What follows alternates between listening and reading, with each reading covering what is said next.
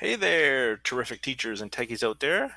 Today, I'd like to talk a little bit about a couple of new updates that have come on the browser version of Google Jamboard.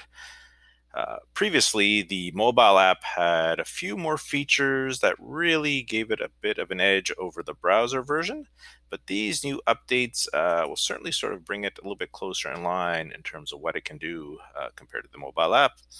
One of the features was assistive writing tools that are in the mobile version and weren't in the browser version.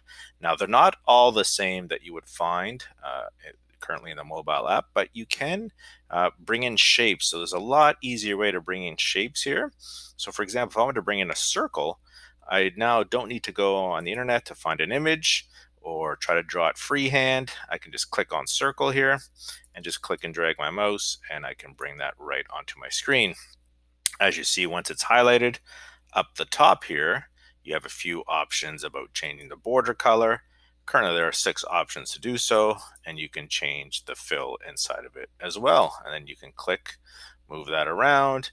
You have your options here as well to delete or make copies of it as well. So that's one neat little feature that you can bring in now with the browser version. And again, you can use your pen and annotate over this, do what you like with it.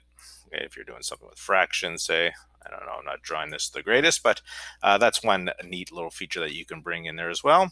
And the other one, which I really like, is the text box. So previously, to write with text, you had to bring in sticky notes, but now I can bring in a text box. So when I click on that, once I click on that, again, I'm going to sort of click and drag and bring in my text box. And then you'll notice up top you have some options as well. So you can have a few options in terms of the font size. Okay, so depending on what I guess you're putting into your text box. And again, have those 6 color options for the fonts, and then you can align it as well, left, right, or center. So if I want to write in red, I can click my text box, and here I have text box. Same thing applies. You can go to your pointer, you can click, drag that around, do different things. Now, another thing that will pop up when you're sort of now creating things in your jam is that in the 3 dots, you have options again to edit this, duplicate, but now you can put things in order. So you can send things forward and backwards. So that's handy, especially if you're bringing in images and you want to put an image on top of another image. Before you were not able to do that. So that's another neat little feature that you can send things forward and back. So if I just click send back, you notice the text disappears because it's in behind my image now.